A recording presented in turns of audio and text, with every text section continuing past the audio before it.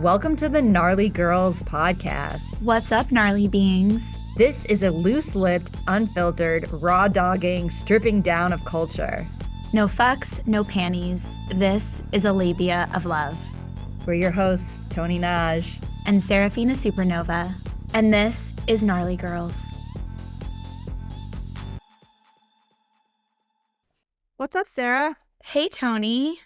Welcome to Gnarly Girls. Today we're going to talk about how storytelling dismantles grape culture. But I think it's going to get a little gnarly today. It is going to get gnarly today. Also, Tony and I do usually talk every single day on the phone, and we haven't exchanged personal data in a few days. So who knows what's going to happen? I'm like, who are you? Who are you?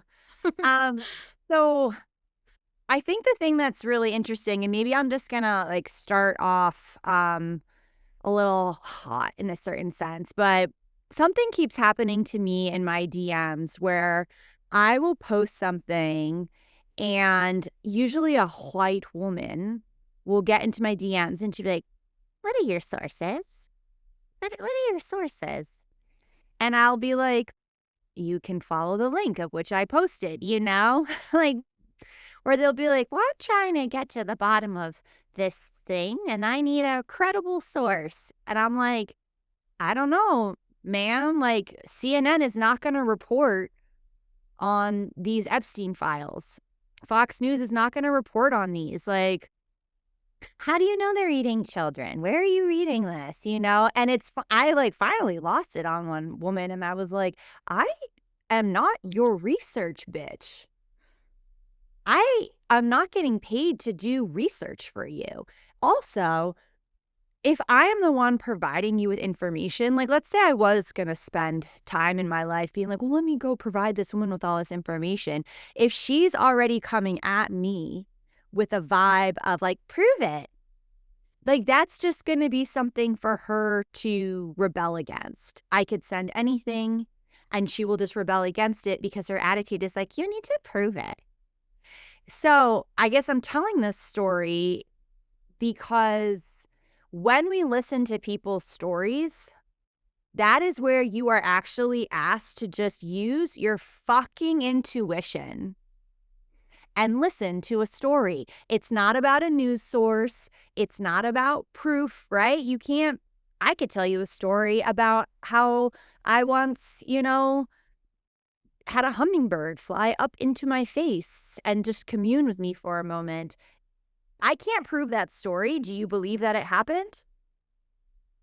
Do you? I believe you completely. Yeah, why would I not believe you? It did happen, right? So this is why I think storytelling is revolutionary, is because it's asking us to stop relying on reporters that are paid by corporate interests and instead asking us to listen to fellow humans and use your intuition. All right, that's where I'm at with that. Storytelling and being willing to listen to someone's story also dismantles our loyalty to the authority that upholds grape culture. And it always is a white woman asking for the source, right? Because I think that white women especially are still loyal to patriarchy and white men and white women on the news giving the information because they benefit when those people maintain their authority, because white people maintaining authority on the news then translates to white people maintaining authority within our culture. So it also low-key is white supremacy and patriarchy, yet again, rearing their heads within white women who are more interested in, upholding systems of oppression than they are in putting their own vulnerability on the line, which not only includes sharing our own stories, but it is vulnerable to use your intuition and to hold space for someone else's story and not question it. Because all of these things come up within us, right? We want to ask for the facts. We want to go into our old programming, and to decide to choose to not do that is to choose to be in a different space within your consciousness. It's a lot of work. I'm not saying it's not work. It is work. It is work to dismantle and divest from who you give authority to. Yeah, no, I agree with what you're saying. And I'm going to tell two stories about this idea around receiving or hearing or having space for someone's story, right? So a lot of people tell me their grape stories.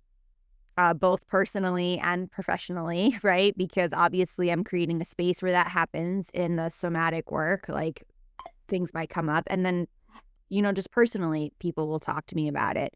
And I have never once, if someone tells me they were assaulted or they were raped or something rapey happened, I've never like, describe it to me. Tell me the details. I've never said that in my life. I just say, oh, you know, I hear you. Because if the details don't matter. I'm not here to like pick apart details for someone telling when they tell me I've been assaulted, I say, okay, like, and if they want to talk about details over time, that's, you know, for them to do or not do. So I think why this is like kind of radical in a certain sense is because like there is always this thing about, there's like two things, like reality, right? Like, how did the other person perceive an event? Is it a shared reality? Did both parties see it as how you see it? Like that's like, I think a question people ask. Like, that's why it's like, well, was it grape or was it grape? Like how graped were you? Like, was he holding you down? Were you screaming no or were you quiet? Like, did he know he was graping you? So I think this is a conversation that like needs to be had. And also, I feel like it's really important to talk about, okay, this concept of false accusations, although they are very uncommon and unlikely, I need to acknowledge that false accusations of white women falsely accusing Black men of raping them, happened a lot. And that was a big part of Jim Crow times, during slavery times. Like, that was a tool and a mechanism for abuse. So I don't want to gaslight culture and say that women have never lied about grape. They have. I think what hasn't happened a lot is a lot of white women lying about white men graping them. So, like, that is something to hold. But I'm not going to say that lies have not happened. And I'm not going to say that people haven't like, who? I mean, this is like, it's like, have women ever used a grape story as a means of hurting a man? Sure, I'm sure that has happened. Is that systemic? No. Is that a pandemic? No. It's an anomaly. It has happened, but it's not something that, like, I think men should be more afraid of being graped than falsely accused of grape, if that makes sense. 100%. And I think something that's like coming to me as you're talking is the way that sometimes what we live through doesn't become clear until our proximity to the situation changes. Oftentimes, when you're actively in the abusive dynamic, maybe you feel intuitively something is wrong and something is up and something does not feel right, but it can literally take years of removing yourself from that situation or that situation breaking down in some way in order to recognize what happened. And sometimes it requires reinvestigating your story with yourself in your journal with a trusted party over and over again to actually get to the root of what happened, which is where I think we need a lot of space to even come to terms with what our truth is. What is the story? Because trauma also scramble eggs our brains and our hearts and our nervous systems. And then our brain, via confirmation bias, will protect us from what it is that we actually live through, because the body doesn't want you to store that in your tissues. It wants to protect you from any violence or anything that you've experienced that would cause, further trauma. The body is trying to protect itself. But in the effort of that, sometimes our memory gets scrubbed. And so it is this process of undoing and finding and looking into. And if we're concerned with, overly concerned with centering men inside of that and how they're going to feel if we start investigating our grape stories and what's it going to do to them, then we're never going to actually be able to hold enough curiosity, which then leads to compassion for ourselves to get in touch with what happened. So I do think, like, to tell our stories, we have to decenter men, which is, again, not easy. That is very hard to do. Well, also, I think decenter the perpetrator, right? Because if you're a man who experienced grape, you're decentering the perpetrator in Right. the conversation, right? And the other thing that was coming up you know, is, and I know people know this, but a lot of cases that have gone to trial get, like, thrown out or the person gets off because the victim's memory is faulty, right? So and then later it will be proved, "Oh, yeah, no, that actually did happen. Here's the video. Oopsie doopsie." Like, I've seen a lot of cases like that get thrown out because there's quote unquote "holes in her story." And that Grape is an interesting, not interesting, what an interesting crime. Sometimes I say the word interesting. I'm like, why do I always use that word interesting? Grape is as a crime. Murder is more explicit, right? You're dead. But grape, you're like, you live to tell about it. And then, so it is all about the story. And, like, the burden of proof would have to, you'd have to kind of, like, again, go to the hospital and get re-graped when you get the grape kit and everything along the lines of going through that. And, again, as we know that, like, a lot of times you're in shock, so your instinct isn't to be like, "Let me go to the police station and have more hands in my vagina," or my butt.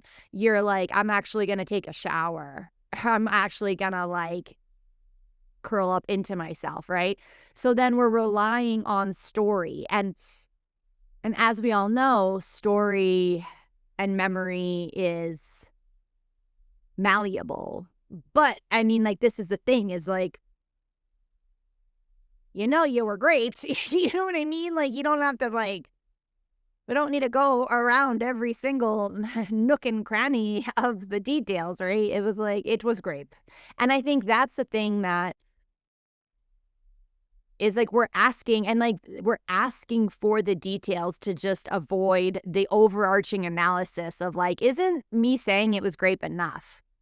Why do we have to go into the details of the story? I said it was grape, you know? Right. And I do want to point to our episode, Micro versus Macro Grape, as a great ancillary episode to this. And even the first episode, like, what the fuck is grape culture?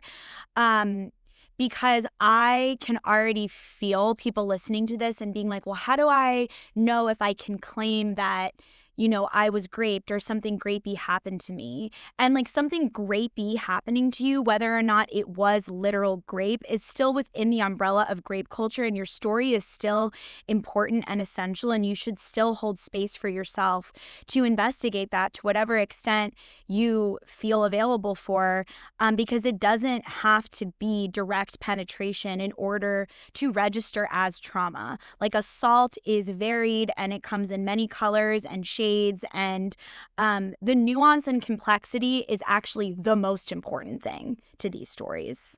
Yeah, and I think the other thing that's complicated, again, is the prison industrial complex, right? So a lot of us who've experienced assault will then have to ask ourselves, well, do we want to deal with the legal system? Do we want this person to even go to jail? Like, what is it that we want to happen with our story? And I think the main thing we want to happen, at least for me personally, is for that human to not do that again. Right? I'm like, how about you not do that again? How about you actually don't?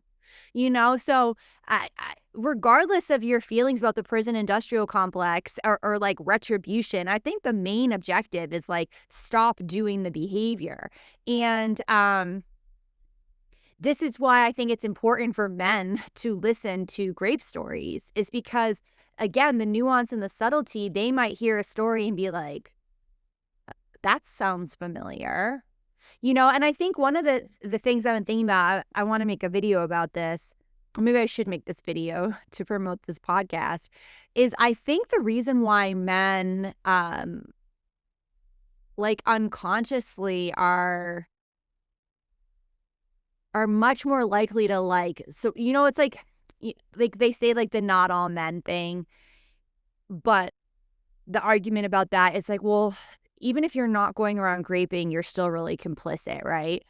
And I think the reason why men are so complicit is they identify more with the grapist than the grapee. So because they identify more as the grapist, they're like a little bit more quiet about these like conversations, where women or, people who like receive penetration, right? I think it's easier for them to identify as the grapee, which is why they're kind of asking for less. They can see themselves in the position of the grapee more in the position of the graper.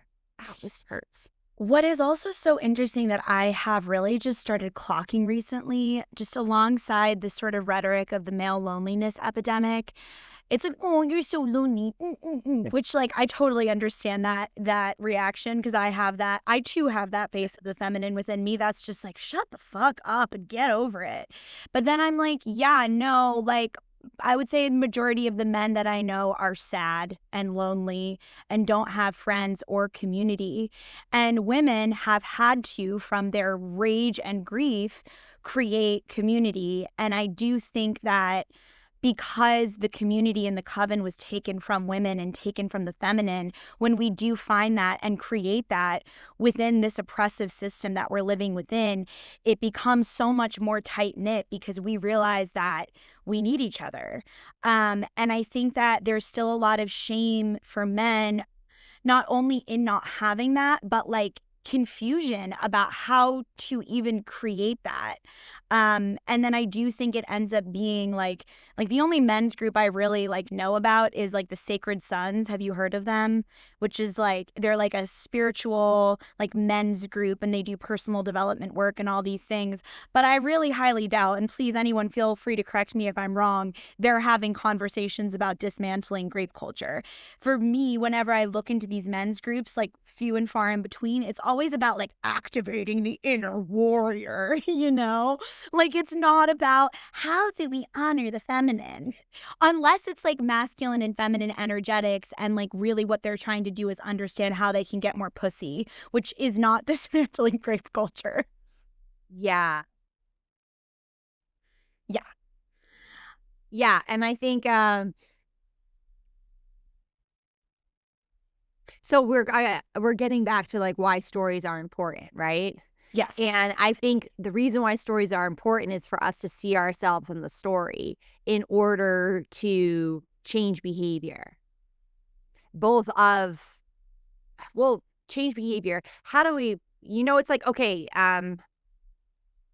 like, the behavior that needs to be changed if you're, like, been assaulted is the carrying of the responsibility on your shoulders, the shouldering of the secret, like, thinking that you have to protect your perpetrator, like, not that you have to change the behavior or not get raped.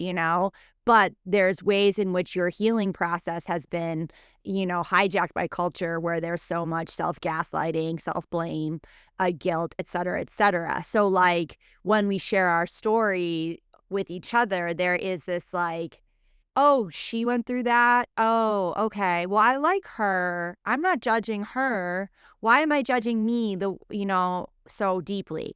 It's like I think like I do this a lot with people in my sessions, like they'll say something about themselves like I don't know, like for instance, like, "Oh, if I were to like write a book and it didn't get published, I would think it was a waste of time." Okay? And then if I'm like, "Okay, well, let's say I wrote a book and I spent 10 years working on it and I edited it so many times and I really like did a lot of like personal development and it helped me to create compassion not only for myself but like the characters in my life who I was like writing about over and over again and it really helped me get to the truth of like my story. Would you call that a waste of time?" And they'd be like, "No." And then I'm like, "Okay, well, why is it a waste of time when you do it?" So there's so many ways in which like we have the standard for ourselves that we don't even apply to other people at all. Like Hmm. so it's like I think with the grape story, when you share a grape story and you hear someone's story and you have empathy for them and you're like, "Oh man, that sucks that she went through that. I feel for her." And then you're like, "Wait, I went through that. Huh, can I feel for me?" That's I think the most important part is like as we develop compassion and empathy for others, it does help inspire compassion and empathy for the self if you can see yourself in the story. I want to prompt us around how we started storytelling about grape and assault and trauma in general. Um, and I also want to say that storytelling doesn't have to just be in words. I was thinking about this episode last week when we decided we were going to record an episode about this. And I was like, when I first started investigating and telling my story, it actually came through in like a lot of forms of visual art and movement. And it was very pre-language in the beginning for me. And that was just my process. Like I couldn't even like touch the words. I couldn't even like quite find them. I didn't even understand how to talk about it. And so there was a lot of like listening to music and dancing and making shapes and making like dumb Instagram. No, I won't even call them dumb. Like to me, and they actually, I think, really resonated for people, like beautiful Instagram videos with like words and poetry and all these things. And that entrance, like that sort of like pre-verbal part of me helped me arrive at the ability to actually articulate and start talking about what had happened. And then after that sort of like pre-verbal phase, the next phase I feel like I really went into was talking directly to the abusers. Like I would write these letters called A Letter to My Abuser, and just like one after the other, I would write them letters that I never sent. But in the quantum, it felt really powerful to be able to be like, I don't even need this person to receive this, respond to this, get this, apologize to me. I can just have this space to like write these letters and hold them and be with them. And I don't need the other person and their permission and their remorse in order to heal, which was also a really empowering step for me in the beginning of telling my story. What about you? Well, I think it's also interesting that, like, your journey started in this, like, pre-verbal space that you're talking about, and your trauma was pre-verbal, not, like, infant necessarily, or maybe, I don't know, but, like, it was, like, so young that you did not have the words for it, right? So, it makes sense that, like, because that imprint happened before you had the words for it, the processing had to come through a different language, so through, like, a different expression. So that makes a lot of sense. I think for me personally, it started with writing because things happen later. Um, and I did have the words, right? I was like, I have the fucking words for this, So because I was older and writing, I still think it was like, yeah, it was the process of writing things down and then making videos where like making videos about my own self-gaslighting. I think that was like the thing that I started making videos about was like how we convince ourselves that things aren't as bad or things, wasn't a big deal or, I think that was my original imprint and inspiration was because I think that like, how do I put this? And this is another thing I have on my list of videos to make. And I talk about it in grape culture, but like being a quote unquote grape victim is not like hot. It's not, like, sexy, you know what I mean? Like, if you were to think of, like, the male gaze, like, you're not, like, attracting the male gaze by, like, talking about grape, It's like it's, like, repelling the male gaze. So, I think there was, like, part of me when I started talking about it more publicly that was like, yeah, this is interesting to, like, be unconcerned with whether or not guys still think you're hot after you talk about this? And I do think that's why a lot of people don't like to talk about it publicly. It's because 'cause you're, like, afraid of how it will repel men or make men, like, think you're not sexy or something.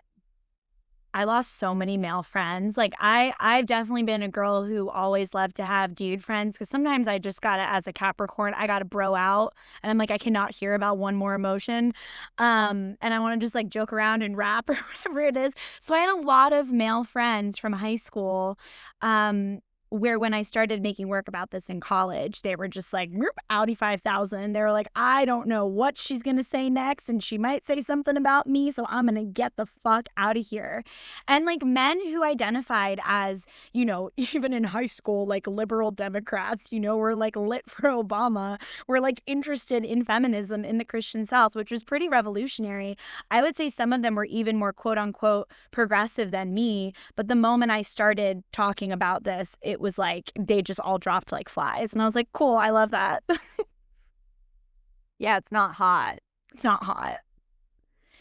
It's not. But you know what? I do think in the process of like going, it's like you have to go through that like gnarly goddess underworld and on a journey of just like being with the spiders and the roaches and the snakes and like having blood all over your face and all the things. I think in order to like let the fake like film of self that's been rehearsed like crack and crust and then like rip it off to reveal yourself. Like metamorphosis is ugly. It is gnarly, it's gross, it's pus filled, like it's not cute. It's not cute. The process also of like starting to share my story was not cute. And as I've talked about so many times on this podcast, I won't go into it. I had a very physical reaction in my body. And healing crisis is, you know, a colloquial term that we use within like the healing world, where sometimes things have to get worse in the process of purging all the information before they get better. So the uglying is actually a compliment from the goddess. Like if you go through like a real fucking gnarly, disgusting phase where people start falling away and you totally transform and you break out in a full body rash, I would say take it as a compliment that you're on the right track. Well, because I think it's also about no longer defining yourself by your beauty, Right. defining yourself by your sexual value. You know, it's like, and in a culture of patriarchy where your virginity was your value, you know, it wasn't until the 90s, Mhm. where statutory rape was only considered rape if you were a virgin. And if you were not a virgin, it was like not a problem. So virginity and like your sex and like the giving away of that sex, right? And then the beauty attached to it. It's all part of the female psyche as you understand your value. So it's like when your value is your sex and your beauty, talking about Grape is challenging your value. Yes. Because then you're not saying, well, look at me. I'm hot. I am sexy. I'm here for sex. You know, you're saying like something totally different. And like a lot of guys are like, yuck, you know, but also it's really weird when like sometimes there'll be like a Grape post I'll do and like someone will almost post like a flirtatious, you know, comment. And I'm like, what? Right. I'm like, did you watch the video? I'm like, what's happening, my dude? Like, I am confused. They want to exclude themselves, and they're also simultaneously revealing themselves at the same time because the So it's like exclusion. so grapey. It's so strange. Yeah. I'm like, I wish I could remember them more. It has, but it's happened where I'm like, this is odd. Yeah. Yeah. No, it definitely is quite the complex thing to hold. And I do feel this at the end of our Grape shows because I'm such a hugger and I like to like embrace people and like connect and I will like lick your face and that's just who I am. Like I am mostly a dragon animal wolf. But you're bitch. not a hugger. That's the biggest lie you've ever told. You don't like Really? I mean, we don't like really hot. I feel like we don't need to touch. We have enough going on. We have enough exchange between us. But like I don't see you as like a big hugger. I guess that's true. I guess I'm not really, but I do like to receive people. Like the mother goddess within me, like loves to receive people when We they do hug people after the show. Like that happens. Yeah. I just would not say. I would not be like Sarah. Well, thank you for seeing me because that is true. I actually don't like to be touched most of the time unless it is just under certain circumstances. But there is something about people receiving the show and then wanting to come up to us after. And like I feel this every time I'm performing. I felt this past weekend too when I was hosting a show. I'm like, you're all my children now. Like that is what I feel anytime I'm on stage or like have a mic in my hand. I'm like, you are my children and I birthed you from my womb. So like hugging people does feel like hugging a child that I birthed, no matter what age they are or what gender or whatever. But then I am always hyper aware that we are wearing these like push-up bras and fishnets and thongs at the end and our tits are like, well, I think that's out. so funny about that because we do end the show somewhat naked. You're Yeah. not fully naked, of course not. We are wearing bras and underwears, but like they are. I've never actually experienced a sexualized hug after the show. Yeah. Yeah, it's People cool. are, and I think that's the healing. Yeah. Is that here I am hugging a woman in her underwear and it is not sexy. Yeah. Yeah. It is not, but it's connecting. Yeah. Yeah, and we can hug any gender and it feels connecting. It does. I've never felt sexualized after the show, I don't think. You'd have to be a real piece of work. Yeah. After a 80 Yeah. minute show like that, to sexualize us would be bizarro land. And I think that's why so many people walked out in Scotland. Yeah. Yeah. But not like specific people walking out or upset because they thought we were like hot girls. And then we're like, what are these hot girls doing? No, I don't like it. No, stop it. We get to be Stop it. sexy without being sexualized, which is also my obsession with burlesque and burlesque audiences, because every burlesque show, I mean, and I know this isn't like across the board, but I'm very lucky in the community that I'm a part of. It's like the whole thing is based on consent, and pretty much everyone is like a radical leftist, queer, or queer loving adjacent person. And so, like, I can be out with my tits flopping around, like no bra, maybe even sometimes barely a G string, and like smushing my tits up against strangers. And it's so liberating to be like, I feel sexy and I feel like I just express my sexuality, but I'm not being actively sexualized. So I would also say, like, being able to put ourselves in situations where we can explore our sexuality without being sexualized, which is a tall order. Something else I want to say is, in the process, because this is a mistake that I made and I witnessed clients of mine. Like, don't bump this. oh, sorry. I'm like, this is a mistake that I made and I witnessed clients and peers like attempting to do, and then just like it feeling like a sword in the heart. So what I want to offer as advice is, in the process of investigating your story, telling your story, do not begin with going to people who challenge you traditionally, who have challenged you, who have challenged your personhood, who have challenged your authenticity. Like, if you have a gnarly relationship with your parents, or a partner, or just friends who aren't going to ask more questions, what I want to say is the person has to be wanting to ask you more questions and being quiet and listening than more invested in questioning you. And so don't go and tell your story to your parent if they are a narcissist and you are codependent as the first person you start sharing the story with, because I do think survivors of trauma unconsciously will then re-traumatize themselves or try to do that without even knowing that they're doing that. And that is certainly something that I did, was telling my story and seeking validation from people that not only haven't given me the validation in the last 13 years that I've been making this work, but might not ever. And so I also really had to look at, where am I, like, in my innocence of trying to tell my story and discover my truth, also going back to the source of places where I have actively been hurt before. Yeah, I really like that point, and I think the word that spoke to me most was around validation. Mm-hmm. And how that is something that I think that if you're practicing or in the beginning of talking about your story and it's new to you, seeking validation will only disappoint you. I think we need to tell our stories from a place of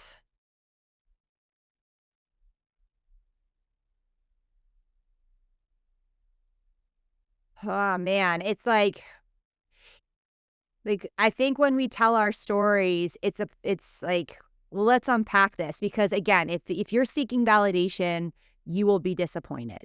You know, especially by like what you're saying. Like, I'm just like thinking of like a couple people in particular, like women that I know, who like want to tell, like certain family members or certain people. And I'm like, yeah, you can tell them, but like they're not gonna it's like you can see the future of like, I know what you want to happen. I know the reaction you want to take place, and like the reason why you haven't told them and the reason why there is this barrier, it's because it's actually protecting you from the energy that these people are not going to receive you in a way that's gonna validate you. And that heartbreak, it could be a lot. And I know that like I've heard this time and time again, especially people with early childhood trauma, is that like I felt like I couldn't tell my mom. I felt like I couldn't tell my dad. I couldn't tell anyone, so that is so real.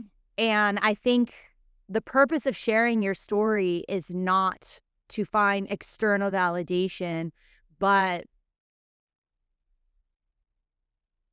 like what I mean, like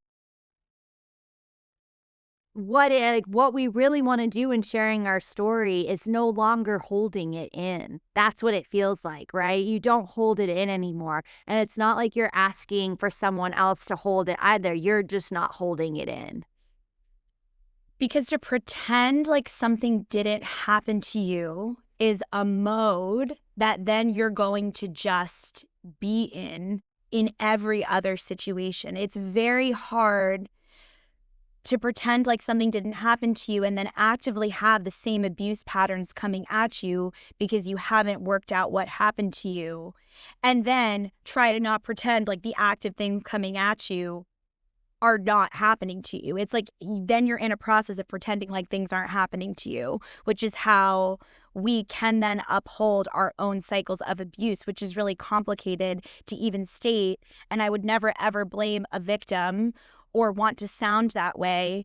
But I, as someone, and I've talked about my codependency so many times on this podcast, as a literal recovering addicted codependent, like so addicted to codependency, like honestly, every day it continues to blow my mind after like 10 years of being in this inquiry and all the therapy and all the healers and all the somatic certifications. I'm just like, wow, the codependency goes so motherfucking deep.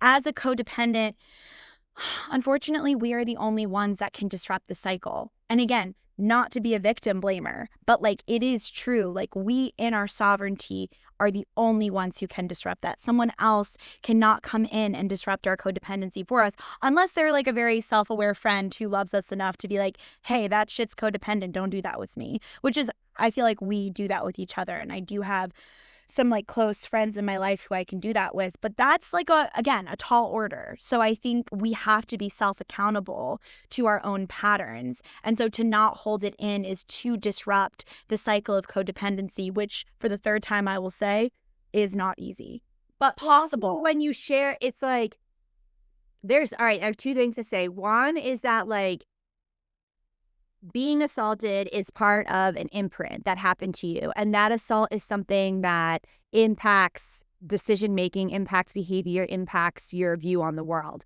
So, like, there's also a way to share one story or that as just a pure fact. You know, kind of like what I was saying to you when we had Spicegate. I don't know if y'all heard that episode, but like, if Sarah were to say to people who crowd her space, and get too much in her aura, like, hey, you're really in my aura. And as someone who's experienced sexual assault, like, I find this very triggering. You know, you're not asking for validation. You're not asking for anyone but for them to respect the fact that, like, they're too close to you and, like, there's a deeper context of which they don't understand where they should back the fuck off. You know, back up, back up. You know, so like there's like that kind of energy where you're like, I'm telling you this fact of my life because it explains, it gives you context of like my current state of nervous system, right? So there's like that energy behind sharing, which is you're not asking them to believe you. You're not asking them to validate you. You're saying it because you're like, this explains my nervous system reaction to you in case you're curious, you know? So there's like that kind of vibe. And at the same time, I want to remind people that you are not your story and you are not your trauma and you're so much more than that. And so I think what also can happen is that people can get stuck in the story where they feel like they have to tell everyone they meet this story of what happened to them to explain themselves as if that is what is who they are. And that is not who you are. I remember I had this one person who came to me for a somatic session and she had like a really intense story. And like, you know, as we were working through with the body, I just kept reminding her, I'm like, you are not your story, girl. You are more than your story. You have so much more to bring to the table than just like what happened to you. You're not just your history. You are your present. You are your future. You are your essence, your personality. And that was like so mind boggling to her. She was like, oh, yes, this isn't just who I am. So, whatever trauma we've experienced, it is a part of our context, but it is not your context. It is not who you are.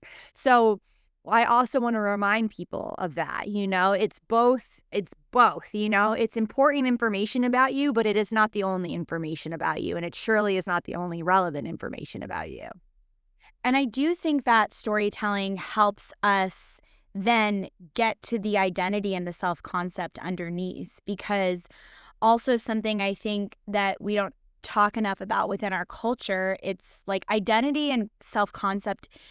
It is assigned, but that's not a death statement. We don't have to live by the identity and self concept that was assigned to us. We can actually quite literally do identity and self concept work. And this sounds really fancy, but it's as simple as, what do you say after you say the words I am? Like, the I am that I am is like a real conjure of our higher self and source. And I know identity can get really complicated when it comes to more of like a Buddhist philosophy and lens and all these things. And I do resonate with our identity should be in as much flux as we are, and like constantly shifting and changing and not fixed. But I think for survivors of trauma, there are identities and self-concepts that we slurp up because of the trauma that we live through. And so for example, maybe I had one that was like, I am weak. I am weak. And so if I was going to do some identity and self-concept work around that, I'd be like, like, maybe it's not the exact opposite, I am strong, but maybe it's I am capable. Maybe I can work with the identity and the self-concept that I am capable. And then when we're operating from that, it's like very third chakra. It's like right in the belly, right in the center of our digestion, like our central sun. To operate from the self-concept and identity based on trauma of I am weak, for example, versus I am capable, two very different frequencies to live our lives from. And there's so much more possible in the I am capable. Even if we don't believe these things about ourselves yet, we can practice, we can try identities and self-concepts on and see how they feel. Because the other thing I think about survivors of trauma is many of us are codependent. And sometimes I wonder if you can be codependent without also being neurodivergent. Because in order to be codependent, you also have to have developed this ability to like sense and see and feel the things underneath. And what are they thinking? And what are they feeling before they say it? And you're doing all of this abuse, honestly, of your own psychic ability in order to appease this external authority figure who, you know what, you might also be projecting onto, because I do that all the time, where I project onto someone and think that if I don't do this thing, they're going to be mad and not like me. Yet again, that has to come back to my own self-concept work. Like, am I worthy enough to set my own boundary, to state my own needs, or whatever it is? Complicated for survivors of abuse. Two things. One, I think, like, you recognizing that, like, I'm weak and, like, the opposite would be, like, I am strong, but you're finding this middle ground of I am capable. I think this is the problem with, like, a lot of, like, the manifestation fucking white chick bullshit where you're like, you just have to feel the feeling of abundance. Well, a lot of people have actually never felt the feeling of abundance, so how can they feel the feeling of abundance? It's like, you just have to feel like you're a unicorn. Well, I've never been a unicorn. I actually cannot feel like a unicorn because I've never been a unicorn. So when you have this kind of assumption that like, well, you could just feel strong. Well, if you've never felt strong, how can you do that? And someone else can be like, you're really strong because you survived this. But if you didn't feel strong, if you don't feel it, it's like, I think that's like another thing that's going to be, it's going to feel like failure in the body. But like, so trying to like tell yourself you're the opposite of what you're feeling isn't going to be effective if if you've never felt supported, if you've never felt nurtured, you know?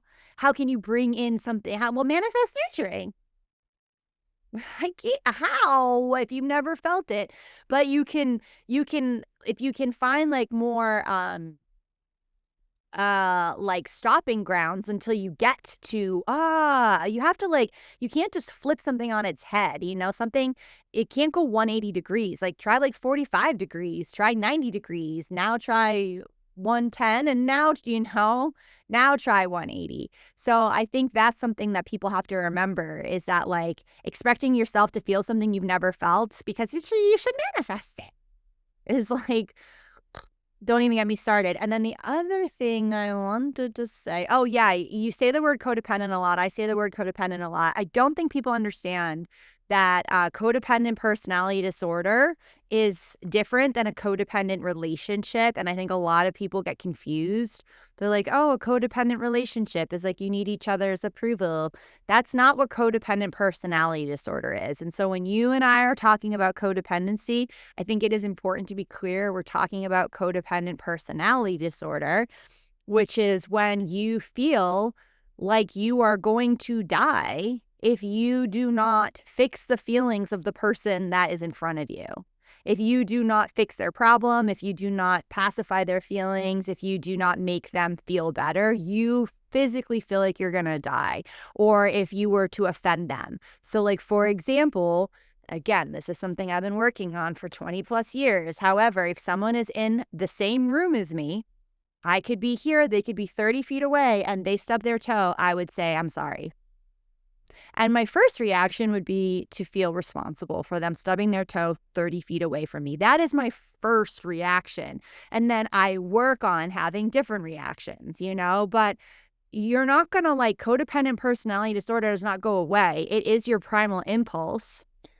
However, you sit with your primal impulse and then you say, it's actually has nothing to do with me that they stubbed their toe, and I can be a friend or a witness, but I don't have to take this on. That is the practice. You're not just going to not have that impulse. The impulse is there. It's about it being quieter over time. And it is disordered. It is disordered, and it is, I don't know if I've ever resonated with anything more that you've said, and I really resonate with a lot of things that you say. It's my daughter came in. I'm podcasting. What do you want? Delia. I'm podcasting for 3 more minutes. Okay, goodbye. I love you. Love you. Thank y'all. She said I looked pretty. You do look pretty. I love burgundy on you. The other thing that I wanted to say is I've only ever confronted one of my abusers, which we do share in Grape culture, so I won't go too much into that. And it was that's actually not true. It's been towards the end of my abuse journey. I still think abuse is complicated and it still can happen in micro ways all the time, but it was one of the last big experiences that I had with a male authority figure. And I had already been making work about this for years. And I think that's the only reason I was able to confront this person.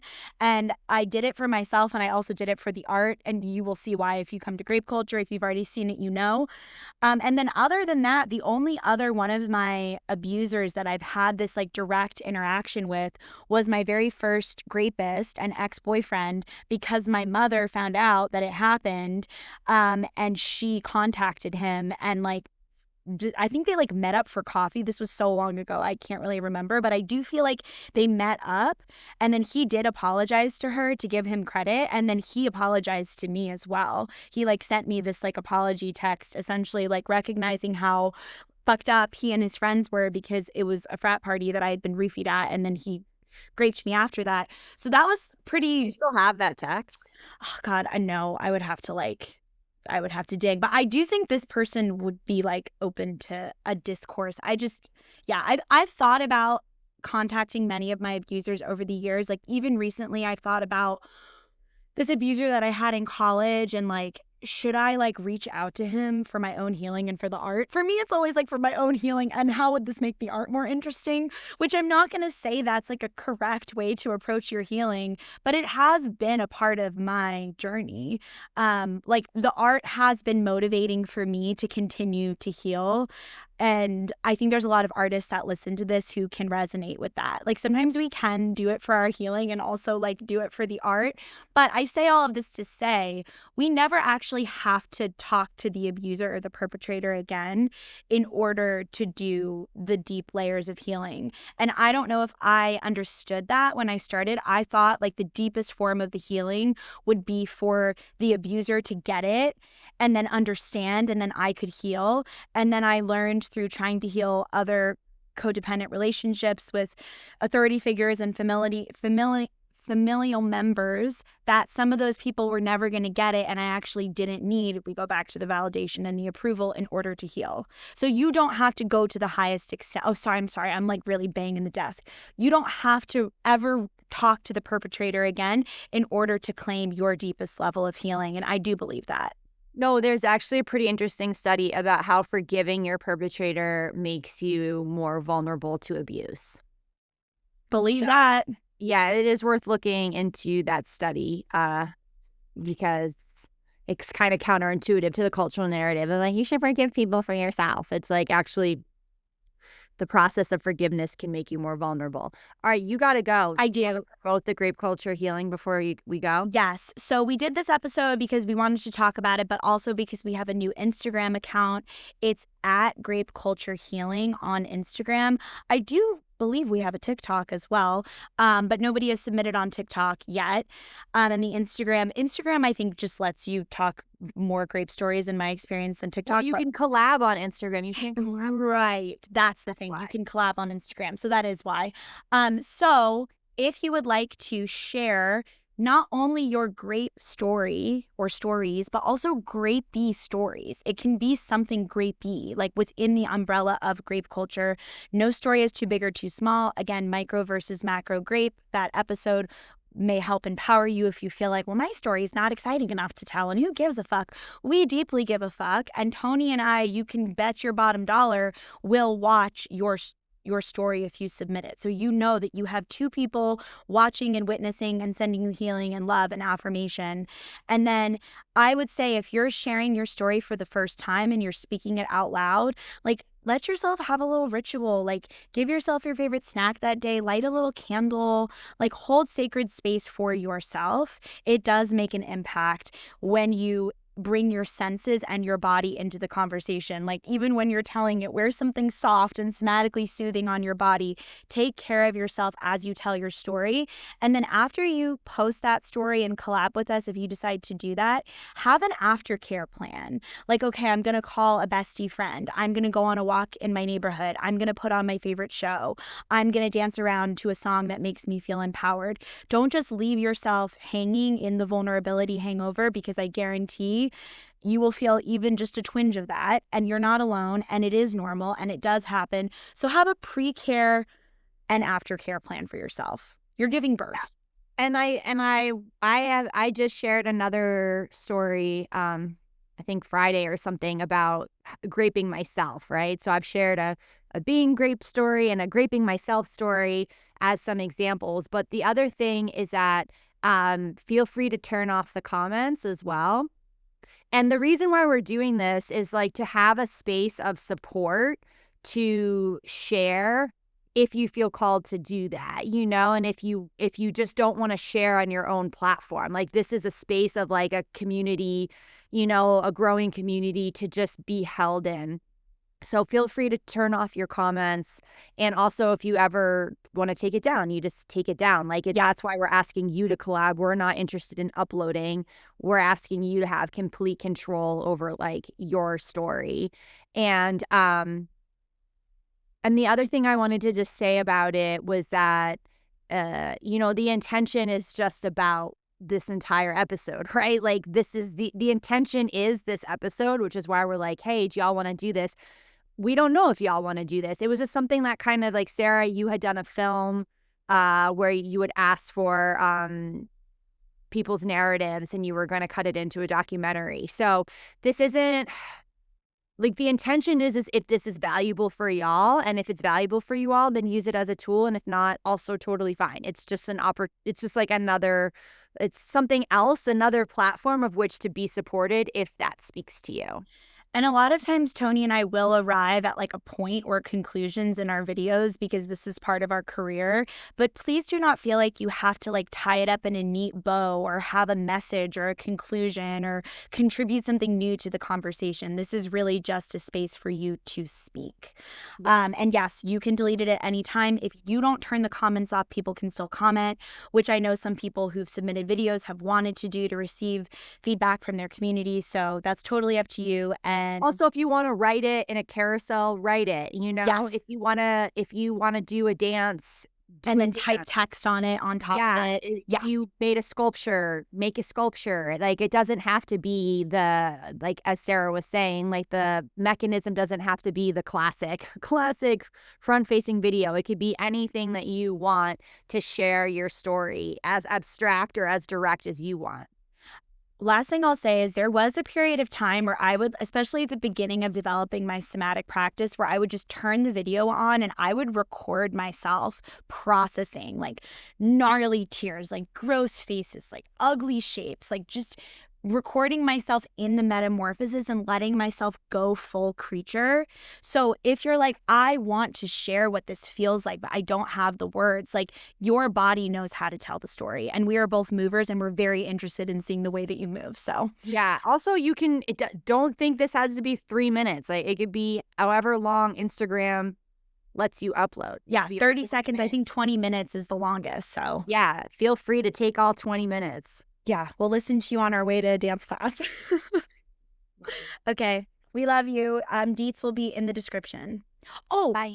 Very last thing I'm saying, I'm so sorry. If you're in the Gnarly People Patreon, I'm about to start a mini course for my membership, the Honey Pot, the Creatrix Codes of Metamorphosis. It's 3 modules and there's prompts with each. I'm going to send those videos to y'all when they get uploaded. The point is to like go through personal metamorphosis over a moon cycle. So the first one I'll record tomorrow, February 17th. So I'll drip those out to y'all just as a thank you for being a part of the Patreon as they land. Yay. Okay, goodbye.